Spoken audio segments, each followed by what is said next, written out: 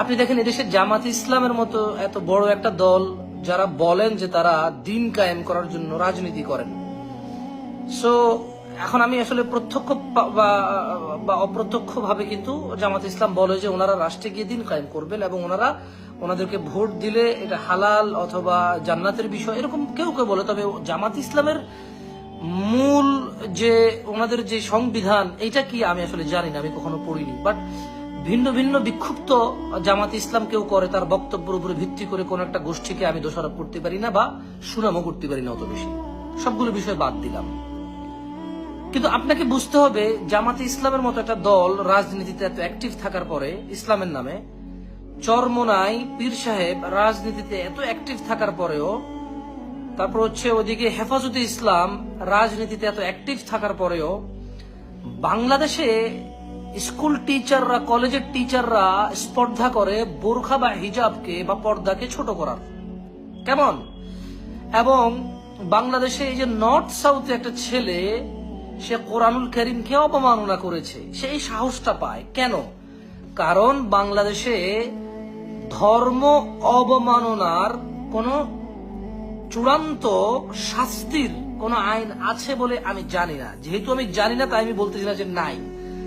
যদি কেউ উকিল থাকেন এখানে যারা বাংলাদেশের আইন কানুন সম্পর্কে জানেন, একটু আমাকে বলবেন যে কেউ যদি কোরআন অবমাননা করে বা মুসলিমদের হৃদয়ের স্পন্দন কোরআন ও সুন্নাহ মুহাম্মদ সাল্লাল্লাহু আলাইহি সাল্লামকে ব্যঙ্গ করে, অথবা মুসলিমদের বিধান যেটা মুসলিমরা বিলিভ করে যে পর্দা ফরজ, কেউ যদি না করে তার ব্যক্তিগত বিষয়, কিন্তু অবমাননা করতে পারবে না, হেয় তুচ্ছ করতে পারবে না।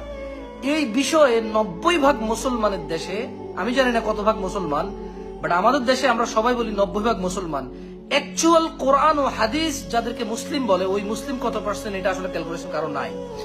বাট আলহামদুলিল্লাহ, যেহেতু বহুল প্রচলিত কথা আমি সেটার সাথেই বলছি, আমার কাছে এক্স্যাক্টলি পরিসংখ্যান নাই। যেহেতু সবাই বলে 90%, আমি সবার সাথেই বলছি, আমার এটা ভুল হতে পারে, যেহেতু আমার কোনো তাহকিক নেই আসলে কত ভাগ মুসলমান বাংলাদেশে আছে এক্স্যাক্টলি।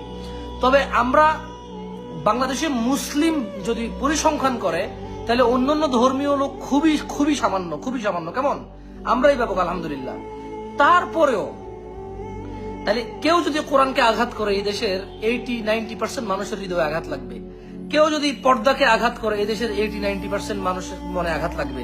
এবার হোক সে বিএনপি, হোক সে জামাত, হোক সে আওয়ামী লীগ, হোক সে জাতীয় পার্টি, হোক সে হেফাজত, হোক সে তাবলিগ, হোক সে চরমনাইয়ের ওনার পার্টির নামটা যেন কি, অথবা ওই যে বিপি নূর একটা দল করে ও দল, অথবা নতুন করে এনসিপি আসছে, যে কোনো রাজনীতি দলই হোক, নেতা কর্মীদের তো এটা বোঝা উচিত, যারা নেতা আছে, রাজনীতির ব্যক্তিত্ব আছে, যারা রাষ্ট্র পরিচালনার মধ্যে যারা আছে, তাদের তো এটা বোঝা উচিত যদি কেউ কোরআনকে অবমাননা করে, যদি কেউ হাদিসকে অবমাননা করে, যদি কেউ পর্দাকে অবমাননা করে, যদি কেউ হেতুচ্ছ করে, এটার যদি কেউ অপমান অপদস্থ করে, যদি কেউ এই দুঃসাহস করে, তাহলে বাংলাদেশ একটা অস্থিতিশীল পরিস্থিতিতে যাবে। তাহলে এত কিছু মানে ওরা কারা যারা একটা দেশকে অস্থিতিশীল পরিস্থিতি করে দিতে রাজি, তারপরেও কোরআনের অপমান তারা সহ্য করতে রাজি? পুরো বাংলাদেশকে অস্থিতিশীল করে ওরা কোরআনকে অপমান করতে চায়, ওরা কারা?